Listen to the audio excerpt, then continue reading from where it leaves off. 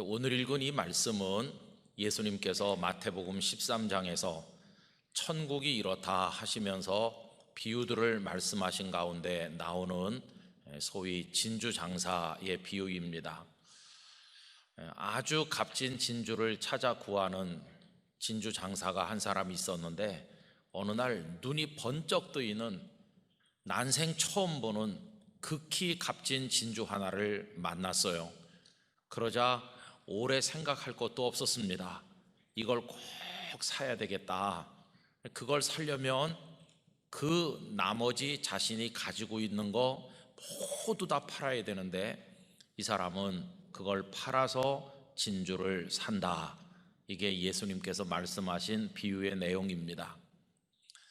여러분, 이 사람은 무엇을 구해야 할지, 무엇을 사야 할지, 그걸 위해서 무엇을 팔아야 할지 이걸 분별하고 아는 사람이었고 또 그대로 해서 그 값진 진주를 산 사람이라고 하겠습니다. 신앙생활이 무엇일까요? 신앙생활은 구해야 될 것을 구하고 그걸 얻기 위해서 팔아야 될 것을 파는 과정이라고 말할 수 있습니다. 그런 의미에서 신앙생활은 선택의 과정이라고도 이야기할 수 있겠습니다. 여러분, 저도 지금까지 살아오면서 나름대로 이 선택을 늘 하면서 살아오고 있는데요. 그 첫 번째는 신학생이 될 무렵이었습니다.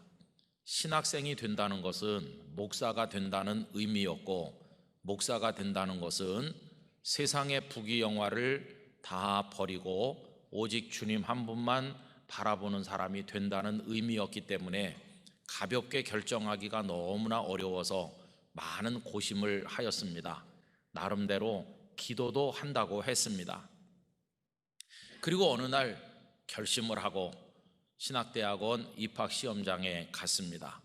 성경 종합시험을 치면서 앉아 있는데 갑자기 제 마음속에 너 지금 여기가 어딘데 와서 앉아 있냐, 그런 생각이 불현듯이 드는 순간 저는 시험지를 접어 주머니에 넣고 감독하던 교수님에게 안녕히 계세요 이렇게 하고 퇴장했습니다.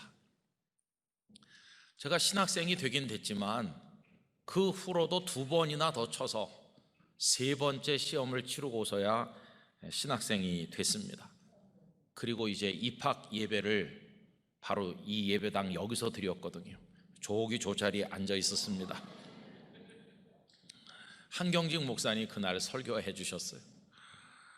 근데 눈에서 눈물이 났습니다. 왜냐하면 이제 나는 예수님이란 진주를 사기 위해서 세상의 모든 걸 다 팔았다, 이렇게 생각을 하면서 인간 김은성은 이제 없어지는 거고 주의 종 김은성으로만 사는 거다 생각을 하니까 막 비장한 생각이 들면서 눈물이 나고 그랬습니다.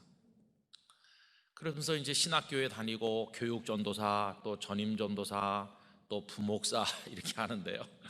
그렇게 살다 보니까 그게 아니었어요. 가운 아래는 인간 김은성이 그냥 그대로 있더라고요. 하나도 판 게 없었어요. 그대로 있더라고요. 목회 성공했다는 칭찬 받고 싶은 욕심, 그래서 그걸 위해 이것저것 하고자 하는 인간적 의욕, 그거 가진 옛사람 인간 김은성, 목회자의 가운 아래 그대로 있다는 것을 알게 됐습니다. 뭐 주님을 얻기 위해서 나머지를 다 팔아, 하나도 판 게 없었어요. 그저 달라진 것은 욕망을 전에는 세상에서 추구했다면 이제는 예배당 안에서 추구한다는 것만 달라졌을 뿐이지 하나도 달라진 게 없는 것을 발견하게 됐습니다. 저만 그런가 하고 보니까요, 주의 종을 자처하는 많은 이들도 다 저와 비슷하다는 것을 알게 됐습니다. 그래서 주님의 종이라고 하면서도 부귀영화를 추구하고 세상의 명예를 추구하고 또 거기다 뭐 이것저것 더 하면 주의 종이 아니라 주님을 종으로 부리고 사실은 내가 주인이 되는, 주님을 팔아서 오히려 내 욕망을 사는 더 악한 일이 아니겠나. 저 자신을 비롯해서 이렇게 많은 주의 종들을 보면서 하나님 앞에 회개하는 마음을 가졌습니다. 여러분, 그러면서 그 이후로 오늘까지 이렇게 살아오는 저의 한 그리스도인으로서의 과정, 삶의 과정은 주님이라는 지극히 값진 최고의 진주이신 그분을 사기 위하여 세상을 향하는 저의 모든 것을 팔기 위한 부단한 몸부림의 과정이라고 할 수가 있습니다. 더 많이 팔고, 다 파는 걸 목표로 더 많이 팔고 주님을 더 많이 사기 위해서 노력을 하는 건데, 그럼 여러분, 지금 제가 다 팔아 예수님 한 분만 샀나 하고 이렇게 돌이켜보면, 아이고, 아직도 못 판 게 많아요. 아직도 못 팔고 끌어안고 있는 게 제 안에 너무나 많다는 것을 느낄 때가 있습니다. 근데 여러분, 이런 모습은 예수님의 제자들에게서도 고스란히 드러나는 것입니다. 예수님의 제자들, 예수님을 처음 따를 때 다 버리고 따랐으니까, 버렸으니까 다 팔고 예수님 한 분을 사는 것처럼 보이지 않았습니까? 제자들의 삶도 무엇을 팔아서 무엇을 사야 될 것인지를 늘 생각하는 삶인데, 베드로가 배와 그물을 버려두고 예수님을 따를 때만 해도 예수님이란 진주를 사기 위해서 자기 것을 다 파는 것처럼 보이지 않았겠어요? 다른 제자들도 그랬겠죠. 그런데 여러분, 최후의 만찬을 잡수시던 그 자리에서 다른 사람들은 다 주님을 버려도 저는 절대 주님을 버리지 않겠다고 그렇게 이야기할 때만 해도 아마 베드로는 내가 저분을 내 주님으로 모시기 위해 생명까지 거는데 나는 다 팔았어, 이렇게 생각했을지 모르겠습니다만은, 그 직후 얼마 되지 않아서 가야바 법정에서 열린 사내들인 공회에서 예수님 재판받으실 때 계집아이 앞에서까지도 나 저 예수를 모른다 이렇게 말하는 순간 그는 스스로 알았을 것입니다. 저분을 얻기 위해서 팔은 게 사실은 하나도 없다는 것을 아마 깊이 깨달았을 것입니다. 그게 통곡이 되어서 쏟아져 나온 거 아닐까요? 다른 제자들도 다를 바가 없었습니다. 겟세마네 동산에서 체포되시는 예수님을 버려둔 채 다 도망가면서 자신들이 예수님을 얻기 위해 파는 게 하나도 없고 여전히 자신들의 마음은 세상을 향하고 있다는 걸 알지 않았겠어요? 여러분, 저는 가룟 유다에게 있어서 예수님의 값어치는 어느 정도였을까를 생각해 봤는데, 그가 은 30을 받는 대신 예수님을 팔지 않았습니까? 그러면 그에게 있어서 예수님의 가치는 은 29개 정도였나? 은 29개 정도로 여겼는데 하나 더 얹어준다고 그러니까 예수님을 팔고 은 30개를 챙긴 거 아닌가? 이런 생각을 이제 해보게 되었습니다. 사실 제자들은 수고 많이 했죠. 늘 예수님 따라다녔죠. 예수님 시키시는 일도 많이 했죠. 그러나 예수님을 위해 판 게 아무것도 없었죠. 수고는 많이 하는데 예수님을 위해 판 게 없는 거예요. 오늘 우린 어떤가요? 교회 열심히 오고 예배드리고 봉사도 열심히 하고 열심히 하는데 정말 예수님을 위해서 팔았나? 이렇게 생각해 보면 판 게 없는 것 같은 그런 생각 안 드세요? 여러분, 이 제자들이 야고보의 요한의 어머니께서 오셔서 예수님께 우리 두 아들을 한 사람은 오른쪽 한 사람은 왼쪽에 앉게 해주시오 라고 청탁하는 말을 할 때 다 분노가 가득했잖아요. 벌써 그들은 세상을 향한 욕망이 그대로 남아있다는 것이 드러난 것이고 예수님을 위해서 판 게 없다는 게 증명이 되고 있었던 거 아닙니까? 그런데 여러분, 예수님은 그들을 그 상태로 놔두지는 않으셨어요. 주님의 부활을 목도하고 주님의 승천을 바라보고 그리고 주님의 그 위대하심을 알고 하나님의 성령이 그들의 심령을 다스리고 어루만지고 그들을 새롭게 변화시키기 시작하면서 그들 속에 일어난 가장 큰 변화는 무엇이냐 하면 이제는 주님 한 분을 얻기 위해서 나머지를 팔기 시작했다는 것입니다. 그렇게 변화되어 간 것이죠.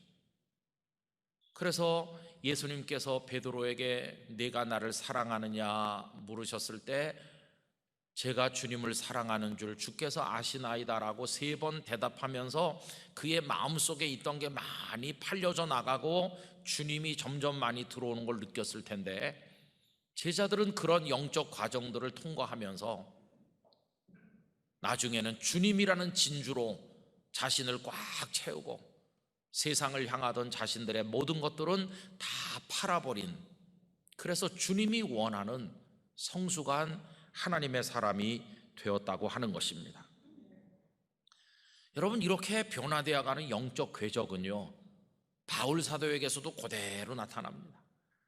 그가 아직 바울이 못된 사울로 살아갈 때, 그리고 예수님과 예수님을 믿는 사람들을 핍박하던 그때 사울이란 청년의 인생에 예수님은 없었습니다.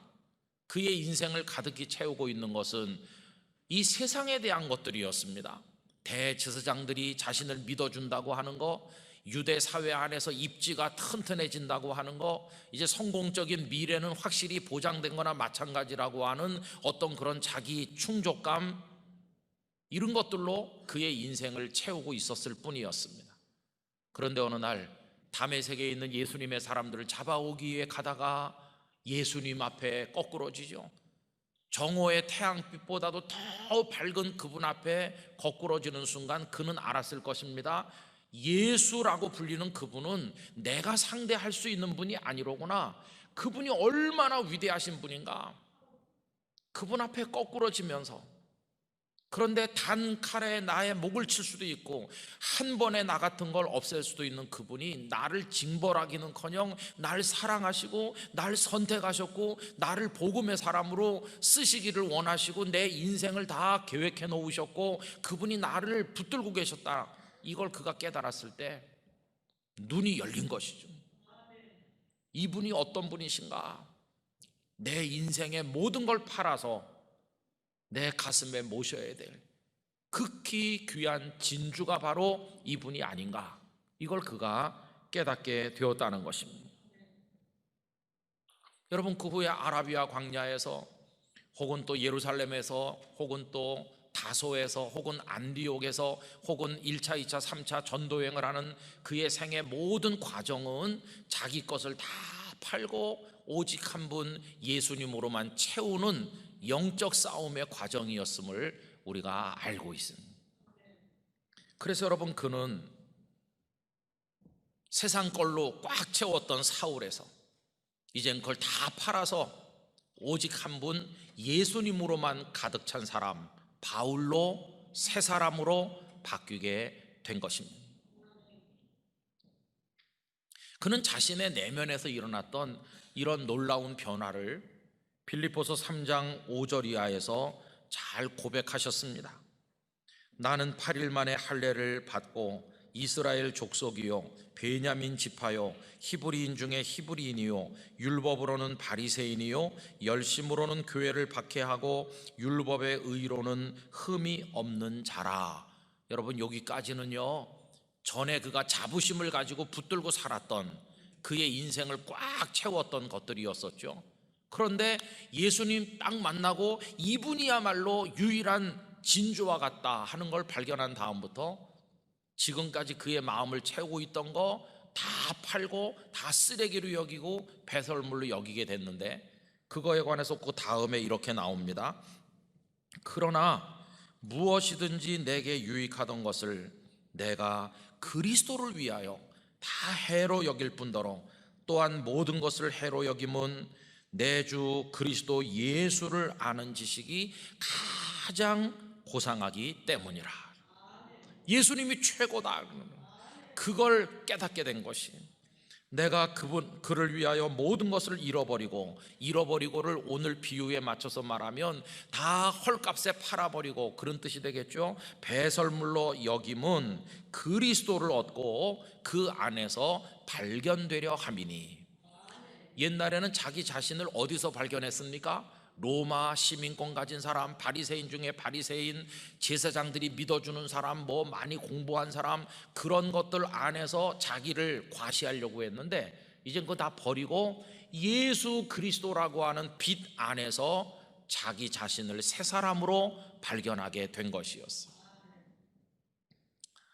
여러분, 이게 예수님의 제자들 이야기고, 그리고 또 바울 사도 이야기고, 그런 갈등 속에서 살아오고 있는 저의 고백이기도 하고 그렇습니다. 그럼 이제 여쭤보려고 그래요. 우리 영락교회 성도 여러분, 그 예수님을 사셨어요? 바꿔서 질문을 해보면 다 파셨어요? 거의 다 파셨어요? 아직 안 판 게 있으시다, 그죠? 여기 비유 속에 나오는 이 진주 장사는요, 다 팔았다는 거예요. 다 팔아 그 진주를 사느니라. 여러분, 이 다자가 중요한 건데 어떻게 다 파셨어요? 말씀을 안 해서 그렇지 제가 다 알고 있어요. 팔 생각이 없거나 아직도 팔기 너무 아깝다고 생각하시거나 이걸 팔아야 되나 말아야 되나 그런 생각 많이 하고 계시잖아요.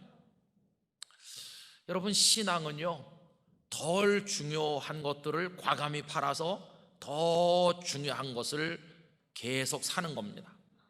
그렇게 하다 보면 가장 중요한 분은 예수님밖에 없다는 걸 발견하게 돼요. 그래서 마지막에는 예수님 한 분을 사기 위해서 나머지를 다 팔게 되는, 거기까지 도달하는 게 그게 바로 신앙인 것입니다. 여러분, 전에는 별것도 아닌 것에 매달려 가지고 그게 내 인생을 받쳐주는 걸로 여기면서 그것 때문에 기뻐하기도 하고 화를 내기도 했는데, 그걸 과감하게 팔고 그것보다 더 중요한 걸 사면요, 그 사소한 것에 매여 있던 고통에서 완전히 벗어나 자유로운 영혼이 되는 거예요. 지나간 주간에 우리 교회 집사님이시던 고 백선엽 장군께서 세상을 떠나셨어요. 그런데 그분을 어디다가 매장할 건지를 두고 우리 사회가 갑론을박하는 걸 보았습니다. 그러면서 제 마음에 생각을 해봤어요. 하나님께 여쭤보는 거죠. 하나님, 한 사람이 세상에 나서 살다가 떠나는데 어디 묻히는지가 그의 인생에 그렇게 중요합니까, 하나님? 이렇게 여쭤봤어요. 우리 영락교회 성도들은 영락동산 이렇게 목숨을 거는데 그게 그렇게 중요합니까? 그러니 하나님께서 뭐 오래 기다리지도 않고 바로 답을 주셨어요. 안 중요하다, 그거는. 그 뭐가 중요합니까? 숨 거둬진 다음에 천국문에서 예수님 영접받는 게 제일 중요하다. 그러면 답이 금방 와요. 근데 보세요, 여러분. 아니, 이거 정말 중요한 얘기인데, 묘지가 중요하죠. 그러나 그거보다 더 중요한 게 뭐예요? 천국문에서 예수님 영접을 받는지 못 받는지, 그게 더 중요하잖아요. 그럼 이제 나는 천국문에서 내 주님의 영접을 받을 줄 믿습니다 하는 그 믿음 가지면 뭐 매장지가 어디면 어때요? 거기서 자유로울 수 있잖아요. 여러분, 이게 하나의 예입니다. 그 다음에 또 요새 뭐에 매달려 살고 계세요? 그 사람이 날 무시했는데 내가 코를 납작하게 해줄 기회를 찾고 있어요. 거기 매달려 계십니까? 그럼 이렇게 생각을 바꾸세요. 이기고 지는 거는 중요한 게 아니야. 뭐가 중요하냐? 주님이 기뻐하시는 게 중요하지. 이렇게 생각을 바꾸시면요, 그래서 내가 져주는 거예요. 내가 져줌으로써 공동체가 평안하고, 그래서 예수님이 너 잘했다 기뻐하시면 나는 더 큰 걸 얻은 건데, 이기고 지는 게 뭐 그렇게 중요하겠어요? 전에는 그 사람을 못 이겨서 막 화가 나고 그 때문에 기도가 안 되고 그랬다면, 이렇게 생각을 바꾸면 영혼이 자유로워지는 것이에요. 주님이 기뻐하신다, 그걸로 은혜가 충만해져요. 이게 그리스도인들, 우리 선배들이 누리던 영적 자유인 것입니다. 이 자유를 누리시기를 축복합니다. 예수님께서도 이 판단의 문제, 덜 중요하고 더 중요하고 가장 중요한 게 뭔가에 관한 말씀을 바리새인들과 사두개인들을 책망하시는 가운데 말씀하신 바가 있습니다. 마태복음 23장 18절 이하를 읽어드리겠습니다. 너희가 또 이르되 누구든지 제단으로 맹세하면 아무 일 없거니와 그 위에 있는 예물로 맹세하면 지킬지라 하는도다. 맹인들이여 어느 것이 크냐? 그 예물이냐? 그 예물을 거룩하게 하는 제단이냐? 그러므로 제단으로 맹세하는 자는 제단과 그 위에 있는 모든 것으로 맹세하며 또 성전으로 맹세하는 자는 성전과 그 안에 계신 이로 맹세하며. 그 뒤에도 계속 이어집니다. 한번 생각해 보세요. 사람들이 제단 위에다가 뭐 양이나 염소 같은 제물을 바치잖아요. 그럼 제물하고 그 제물을 하나님께 드릴 제물이 되도록 거룩하게 하는 제단하고 어떤 게 더 중요합니까? 제단이 더 중요하다는 거예요. 그러면 제단보다 더 중요한 건 무엇입니까? 제단을 품고 있는 성전이 더 중요한 거죠. 성전보다 더 중요한 건 뭡니까? 성전의 주인이신 하나님이 중요한 거죠. 그러니까 우리는요, 하나님께 나아갈 수 있음으로 만족하고 하나님의 은혜로 충분합니다, 기뻐하고 하나님만 바라보면 되는 줄로 믿습니다. 거기 제물이 어떻든 제단이 어떻든 성전 건물이 어떻든 그것 때문에 화내고 그것 때문에 아웅당할 필요가 없어요. 그건 다 중요한 게 아니에요. 하나님이 중요하니까 하나님께만 시선을 고정하면 그 나머지는 다 버려야 될 쓰레기처럼 되는 것이에요. 근데 우린 그걸 잘 못하죠. 계속 제물이냐 제단이냐 그것만 가지고 다투고 하나님은 바라보지도 않으니까 이게 뭔가 잘못되고 있다는 것을 우리가 깨닫게 되는 거 아닙니까? 그래서 성도 여러분, 언제나 뭐가 더 중요한 것일까? 무엇이 더 주님이 원하시는 것일까? 이 질문을 끊임없이 드리면서 거기다 맞춰서 판단하고 결정하고 행동하면 틀림없는 성도의 삶을 살아가게 되는 것입니다. 여러분, 저는 앞으로 우리가 이 세상을 살아가다 보면 어려운 일 많이 만날 거라고 생각합니다. 여러분, 세상은요 더 복잡해질 겁니다. 더 시끄러워질 것입니다. 더 혼란할 것입니다. 갈등은 더 심화될 것입니다. 우리가 인생을 살다 보면 어느 쪽으로 가야 될지 몰라서 갈림길에서 고민하는 일을 더 많이 만날 것입니다. 그때 나는 어떻게 할 것인가? 대답은 간단합니다. 덜 중요한 걸 버리고 더 중요한 걸 택하면 되는데, 가장 중요한 분은 예수님이십니다. 가장 중요한 건 그분이 무엇을 원하시는가? 그게 가장 중요한 것입니다. 언제나 기준을 그렇게 정하고 살면 조금 더 실수하지 않고 그리스도인의 삶을 지켜나가게 될 줄로 믿는 것입니다. 그렇게 계속 하다가 나중에는 그게 바로 모든 걸 팔아 주님을 사는 건데, 그렇게 계속 하다 보면 생명까지 팔아서 주님을 사게 될 때 그걸 가리켜서 순교라고 이야기하는 것입니다. 저는 영락교회 성도들께서 모든 걸 다 가졌지만 정작 가장 값진 예수님은 가지지 못하는 그런 실수에 떨어지는 이가 있어서는 안 된다고 생각합니다. 다른 걸 다 팔아서라도 한 분 예수님을 사시는 데 성공하시기를 바랍니다. 주 예수님보다 더 귀한 분은 없습니다. 그리고 무엇을 어떻게 살아야 될까? 주의 발자취를 따름이 어찌 기쁜 일이 아닌가? 주님의 발자취만 따라가면 되는 줄로 생각을 하는 것입니다. 그러면 다른 거 다 팔아서 아무것도 없어도 주님 한 분 붙들면 주님 나라로 쑥 올라갈 것입니다. 그런데 주님이 없고 나머지 다 가지고 있으면 손발 다 묶고 몸에 치렁치렁 감아도 그거 썩은 동아줄이라 조금 올라가다 떨어질 것입니다. 오늘 말씀의 결론은 너무나 단순합니다. 팔아서 사야 될 분 예수님 뿐이십니다. 그리고 지금 우리가 소중하게 여기는 거 다 팔 수 있어야 되는 것들이죠. 그거 팔아서 예수님을 사고, 예수님이 주신 생명을 사고, 예수님이 주신 삶을 사고, 예수님 주신 하늘나라를 바라보며 나가는 영락의 성도들이 되시기를 기원합니다. 기도하겠습니다.